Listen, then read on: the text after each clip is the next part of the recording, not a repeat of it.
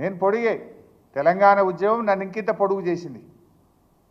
కానీ నువ్వేంది నీ బుద్ధి కురచ, నీ చరిత్ర కురచ, నీ భాష కురచ, నీ కురచతనం వల్ల కలిగిన ఆత్మన్యూన్యతా భావం వల్ల పదే పదే నువ్వు నా పొడుగు గురించి మాట్లాడి నువ్వు నీ విలువ నువ్వు తగ్గించుకుంటున్నావు. రేవంత్ రెడ్డి గారు బంద్ చేయి, ఊకే అవి చిల్లర మాటలు బంద్ చేసి రైతుల గురించి ఆలోచించు, రాష్ట్రం గురించి ఆలోచించు, ప్రజల గురించి ఆలోచించు, ప్రజలకు ఏం చేయాలనో ఆలోచించు.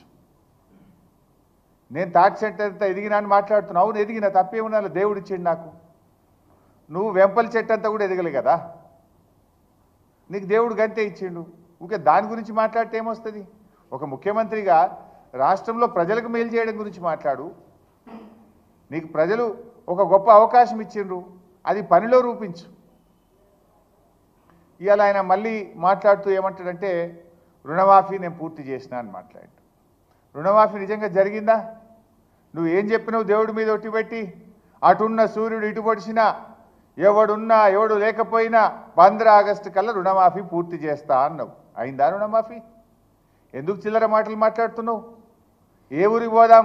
నీ కొండారెడ్డిపల్లికి పోదాంపా, డేట్ చెప్పు, టైము చెప్పు, నేను వస్తా. నీ కొండారెడ్డిపల్లి చౌరస్తాలు అడుగుదాం, నీ ఊర్లో రుణమాఫీ అయిందేమో రైతుల్ని అడుగుదాంపా.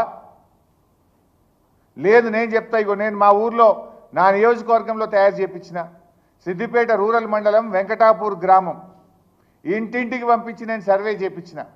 ఆ గ్రామంలో ఇప్పటి వరకు ఎంతమందికి రుణమాఫీ అయింది, ఎంత డబ్బు అయింది, ఎంతమందికి కాలేదు వివరాలు తెప్పించిన. వెంకటాపురం గ్రామం సిద్దిపేట మండలం రుణమాఫీ జరిగింది 122 మందికి, జరగంది 82 మందికి రుణమాఫీ జరగలేదు. ఇందులో జరిగిన రుణమాఫీ ఎంత అంటే 1,13,74,552 రూపాయలు. జరగని డబ్బు ఎంత అంటే 1,05,40,645 రూపాయలు.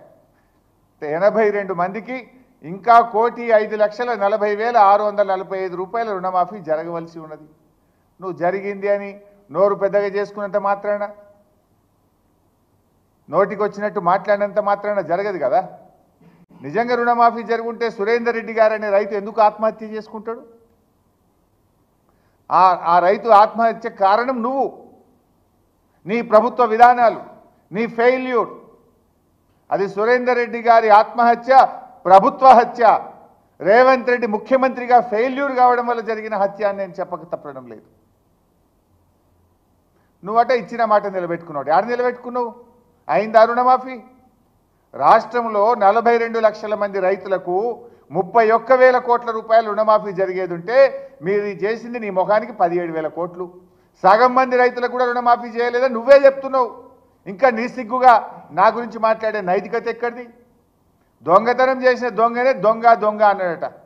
నువ్వు రైతుల్ని మోసం చేసింది నువ్వు, మాట తప్పింది నువ్వు, రుణమాఫీ చెయ్యంది నువ్వు, ఇంకా నా గురించి మాట్లాడతావా? నన్ను పట్టుకొని సన్యాసి, ఏం మాట నిలబెట్టుకున్నావు సన్యాసి అని నేను అనరాదైంది నాకు.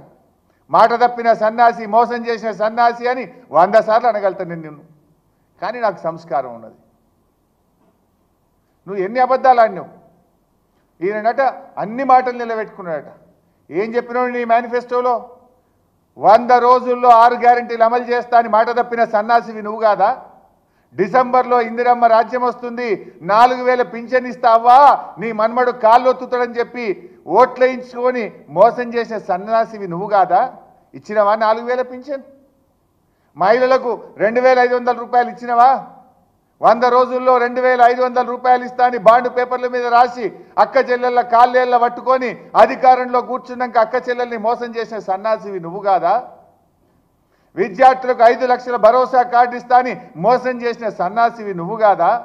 ఏడాదిలోగా 2 లక్షల ఉద్యోగాలు ఇస్తా అని నిరుద్యోగులను మోసం చేసిన సన్యాసివి నువ్వు కాదా? ఇట్లా చెప్పాలంటే చాలా ఉన్నాయి.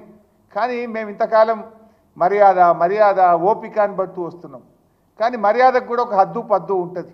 కానీ నువ్వేమో రెచ్చిపోయి నువ్వు ఇవాళ మా గురించి మాట్లాడుతున్నావు. నాకేందో వివరాలు పంపిస్తా సన్నాసికి అని మాట్లాడినావు. ఇగో నీకు పంపిస్తా వివరాలు. సిద్దిపేట మండలం వెంకటాపూర్ గ్రామంలో రుణమాఫీ జరగని 82 మంది రైతుల వివరాలు నీకు పంపిస్తా సన్నాసి, చూసి చెయ్యి. నువ్వు నాకు పంపించుడుగా నీకు పంపిస్తా. రెడీగా ఉన్నాయి, రైతు వారీగా ఒక్కొక్క రైతు పేరుతో సహా ఉన్నాయి. ఏ రైతుకు ఎంత రుణమాఫీ ఉంది, ఏ బ్యాంకులో ఉంది, ఎందుకు కాలేదో కూడా ఉంది. చదువుమంటే